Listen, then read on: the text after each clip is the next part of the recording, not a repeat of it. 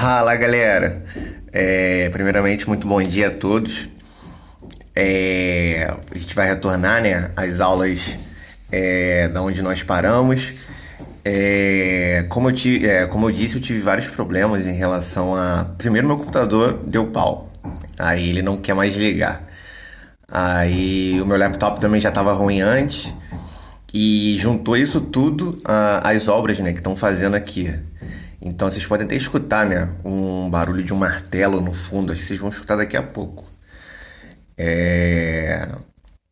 Então, mas aí a gente está retomando, né, as aulas. Eu passei os exercícios para vocês, para relembrar, né, para fixar o conteúdo que a gente já aprendeu. E vamos seguir, né, vamos falar agora sobre... A gente está falando sobre tabela periódica, né. A gente falou bastante sobre tabela periódica, que é um assunto corriqueiro que cai em várias questões aí de qualquer concurso, Enem, um concurso da prefeitura que você faça que tenha química, sempre cai tabela periódica. De lei cai 2, 3 questões. Então é muito importante, né, frisar esses conhecimentos sobre tabela periódica. E também sobre átomos, né? Sobre teoria atômica, etc. Bom, dando seguimento então, né, ao estudo da tabela periódica, né?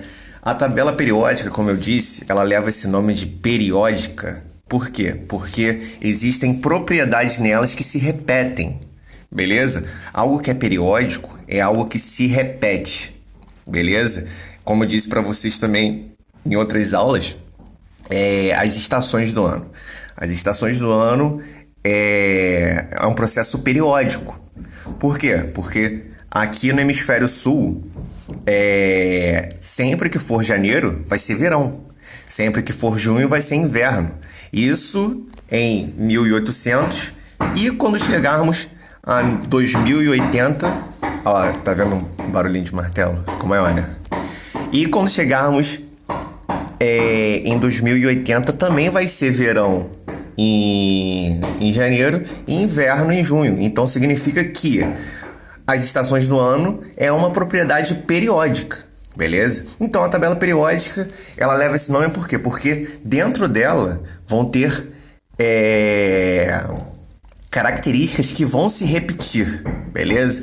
E essas características que se repetem são o raio atômico. Nós vamos ver o que é raio atômico, a energia de ionização, a eletronegatividade e a eletropositividade, beleza? Existem outras coisinhas mais que a tabela periódica ela tem uma certa repetição, né? Que a gente vai tratar um pouquinho mais à frente, mas sim, de maneira superficial. Esses aqui são os mais importantes mesmo, né? Que são as características que se repetem. O raio ônico e a energia de ionização são os principais. Bom, vamos ver então primeiro o raio atômico. O que é um raio atômico? O raio atômico. O raio atômico, ele mede a distância do núcleo, do centro do átomo, do centrinho do átomo, até ao quê? Ao final dele. Imagina então um círculo, beleza? Imaginem um círculo. Imaginem um átomo como sendo um círculo.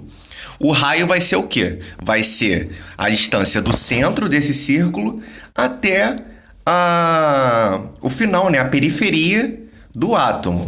Mas o que acontece? Em um átomo, nós não conseguimos, não existe nenhum equipamento hoje que o ser humano inventou de estudo que seja capaz de medir a distância do núcleo até o final da eletrosfera, aonde está o último elétronzinho. Nenhum equipamento consegue distinguir isso, beleza? Não existe uma clareza aonde termina a eletrosfera.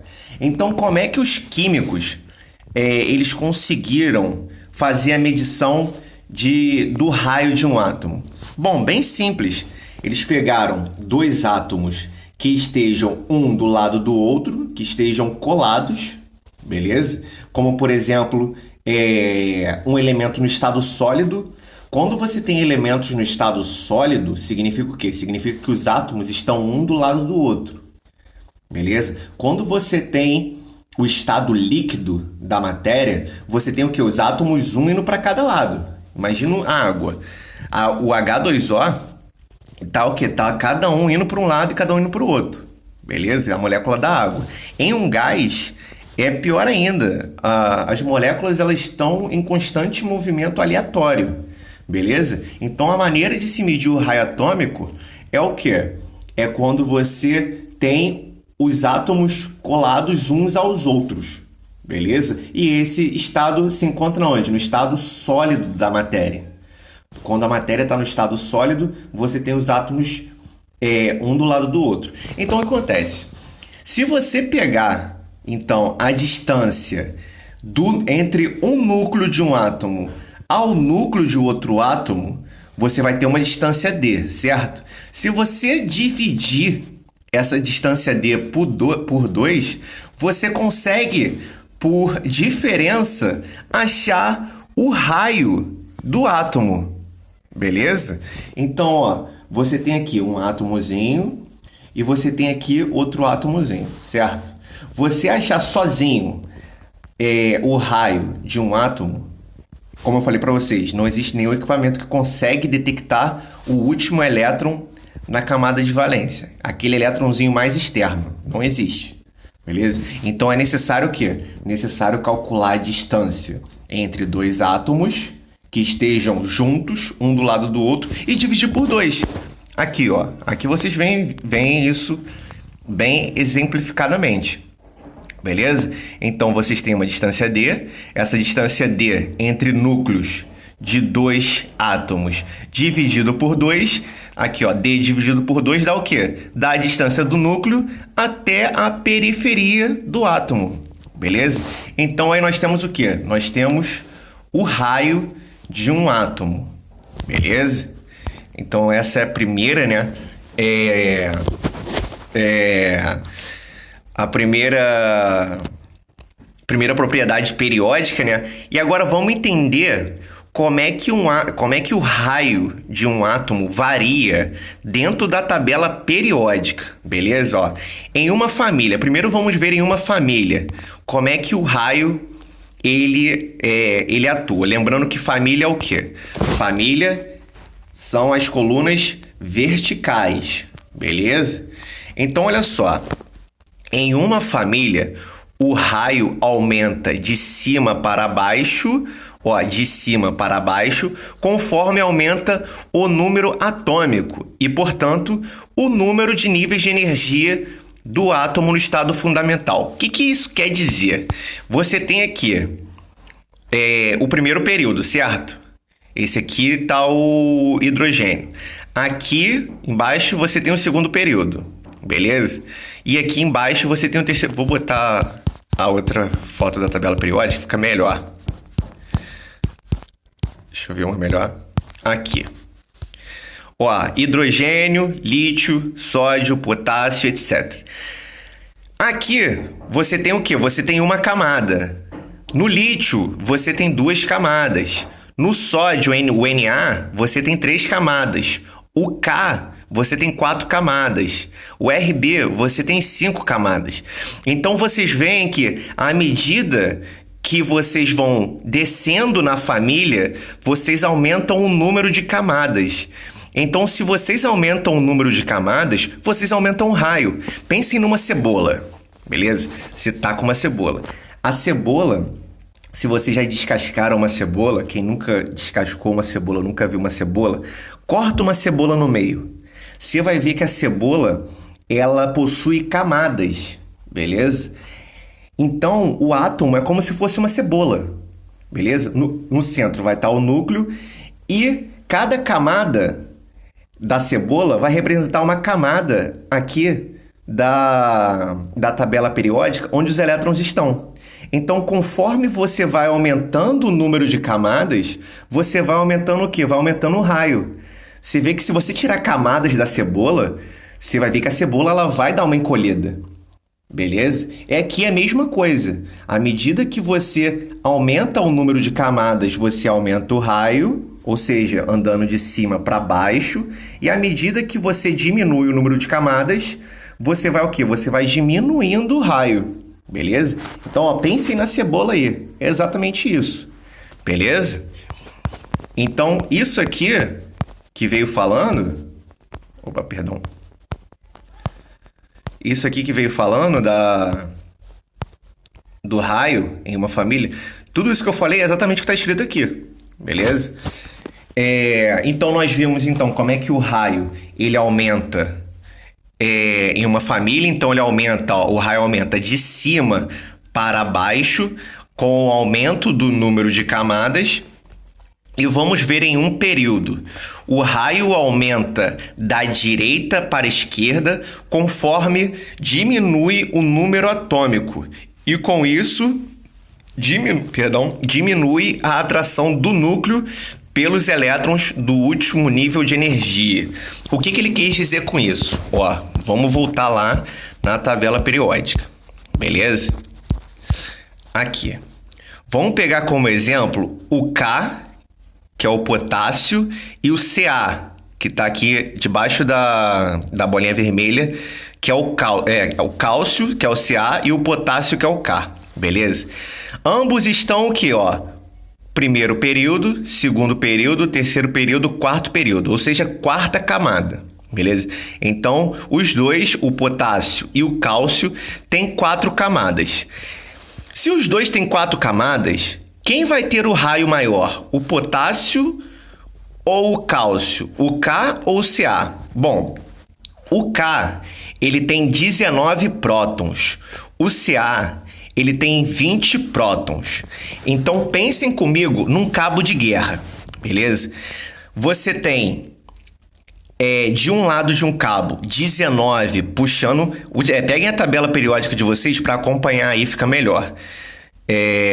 O potássio, o K, tem 19, imagina 19 pessoas puxando, e o Ca tem 20 pessoas puxando. Nesse cabo de guerra, entre 20 e 19, quem ganha? Vai ganhar os 20. Concorda comigo? Então, se o Ca tem mais prótons do que o potássio, e nós sabemos que os prótons... eles puxam os elétrons. Quem vai puxar mais elétrons? 20 prótons ou 19 prótons? Os 20 prótons vão puxar mais elétrons do que os 19, concordam comigo? Se 20 puxa mais que 19, significa que os elétrons eles vão estar mais perto do núcleo do cálcio do que do potássio. Então, quem tem raio maior? O K ou o Ca? Vai ser o K. Conseguem visualizar isso? Porque, olha só, o Ca, ele tem 20 prótons, o K, ele tem 19. Se o Ca puxa mais os elétrons para si, significa que os elétrons estão mais perto do núcleo. Então, o raio diminui com isso, porque o raio é o quê? O raio é do centro do núcleo até o finalzinho da eletrosfera, aonde está o último elétron, certo? Se o último elétron... ele sente maior atração pelo Ca do que pelo K, isso significa que o raio diminui. Entenderam? Então, o raio, no período, ele vai variar como? Da esquerda para a direita. Beleza? Exatamente por causa dessa explicação que eu acabei de dar. Você tem aqui, então, você tem aqui, à medida que você anda na direita da tabela periódica em um mesmo período, em uma mesma linha horizontal, você vai aumentando o seu número de prótons. Esse aumento do número de prótons aumenta a força nos elétrons, nos últimos elétrons. Isso faz com que o raio diminua, beleza? Então, ó, a variação do raio atômico, ele varia, ele aumenta, né, de cima para baixo na tabela periódica. Isso eu expliquei com relação à cebola, beleza? Pensem nas camadas. Quanto maior o número de camadas, maior é a distância do final da cebola até o centro da cebola. Concordam comigo? E aqui eu expliquei com relação ao cabo de guerra. À medida que você anda na tabela periódica, você aumenta o número de prótons. Esse aumento do número de prótons aumenta a força nos últimos elétrons. Isso faz com que o raio diminua. Então, se o raio diminui da esquerda para a direita, o contrário vai ser o aumento. Beleza? Então, aqui ó, as setinhas indicam o aumento de um raio. Isso aqui é uma propriedade periódica. Vocês veem que sempre, em qualquer que for, vejam, para deixar bem isso frisado, em qualquer que for a família, qualquer uma das 18 famílias da tabela periódica, o raio ele sempre vai aumentar de cima para baixo. Sempre. O raio ele sempre aumenta de cima para baixo. Beleza? E o mesmo é válido para os períodos, né, da tabela periódica. Os metais de transição, que são essa galera daqui do meio, da meiuca, aqui, essa galera aqui um pouco em amarelo, que vai do 3 aqui até o 12, existe um comportamento um pouco diferente aqui entre um e outros. Beleza? Mas no geral, a gente não vai entrar nesse mérito. A gente vai entrar nesse mérito aqui, só de cima para baixo e da direita para a esquerda. Beleza? Então o raio ele aumenta assim, de cima para baixo e da esquerda para a direita na tabela periódica. Essa galera aqui, como eu falei, existem uns que fogem um pouco, né? Sempre tem a exceção, né? Sempre tem as exceções. Só que a gente não entra muito nessas exceções, beleza? Existem outras explicações do porquê isso.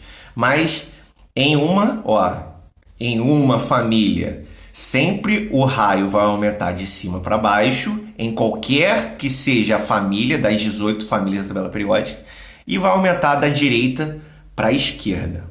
Beleza? Bom, dando sequência, o raio atômico de íons. Isso é muito importante. Como é que funciona o raio atômico de íons? Como é que funciona o raio dos cátions?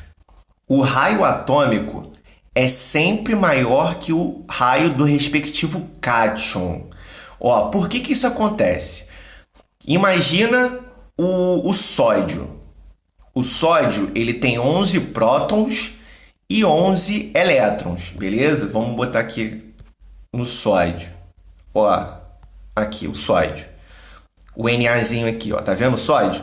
O sódio ele tem 11 prótons, então ele vai ter 11 elétrons. Concordam comigo? O sódio, quando ele vira um cátion, o que acontece com ele? Ele perde um elétron, beleza? Então ele passa a ter 11 prótons e 10 elétrons. Lembrando, galera, isso é importante, não confundam. Quando você fala de formação de íons, o que se perde é elétrons e nunca prótons e nêutrons. Quando você perde próton, significa que você mudou de elemento. O sódio tem 11 prótons. Se ele ganhar um próton, ele vira o magnésio. Beleza? Ele vira esse cara aqui, Mg, que tem 12 prótons. Beleza? Se o sódio perde um próton, ele vira um gás nobre, que é o neônio que está aqui na direita da tabela periódica. Então, na formação de íons, você tem sempre perda ou ganho de elétrons, nunca de prótons e nêutrons. Beleza? Quando você ganha próton e quando você ganha nêutron, você muda de elemento. E esse assunto a gente vê em radioatividade, beleza? Que trata de bomba atômica, bomba de hidrogênio, o Sol, como é que o Sol funciona, né? O Sol é uma bola de fogo. E lá não tem oxigênio. Como é que tem fogo lá? É por causa de um processo chamado fusão, beleza? Onde você tem a junção de elementos e você tem a mudança do número atômico e não do número de elétrons, beleza? Mas isso aí é um outro assunto que a gente vai tratar. Então, sempre elétrons que se perdem. Então, olha só, o sódio ele tem 11 prótons e 11 elétrons, certo? Se ele vira um cátion e ele perde um elétron, ele passa a ter 11 prótons e 10 elétrons. Agora veja, antes no estado neutro, ele tem 11 elétrons. No estado cátion, íon, ele tem 10 elétrons. Se você diminui o número de elétrons, significa o quê? Significa que o raio diminuiu. Porque aquele elétronzinho que estava lá no final, ele sumiu. Então a camadinha dele, uma camadinha foi perdida. Entende? Então o raio do cátion, ele é sempre maior, perdão, o raio atômico é sempre maior do que o do cátion. Beleza? Porque se você perder um elétronzinho, se o elétronzinho lá da sua periferia ele foi perdido, significa que o raio diminuiu. O ânion é o contrário.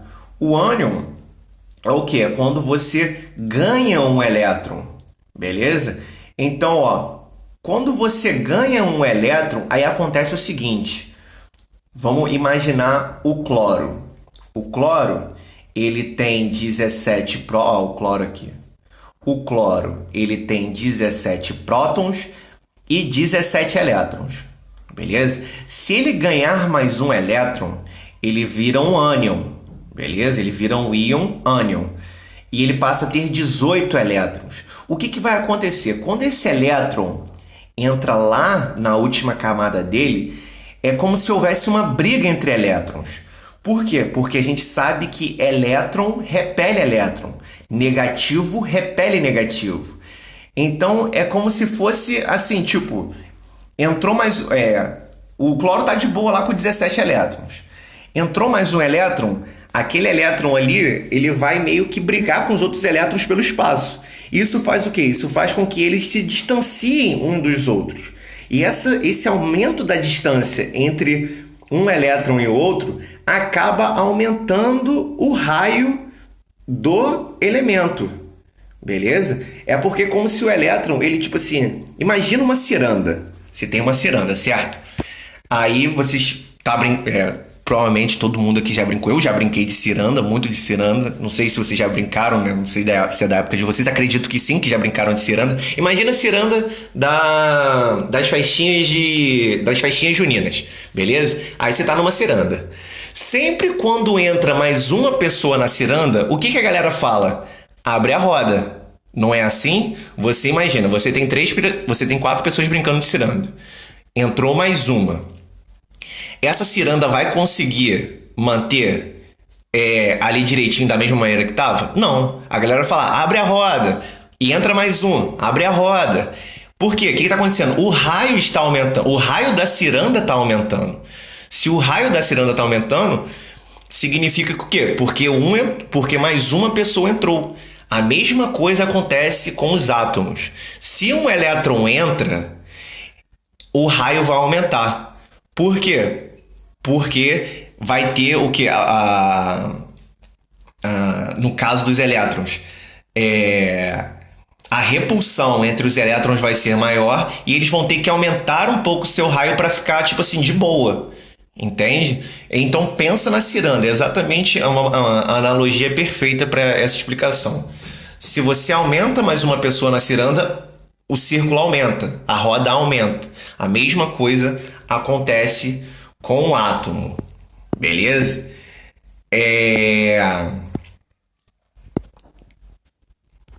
Então, eu vou parar por aqui. Já deu 25 minutos.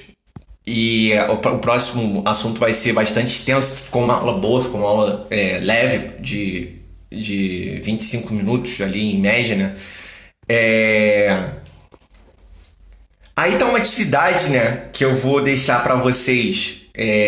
Vocês pausem o vídeo nessa atividade para fazer.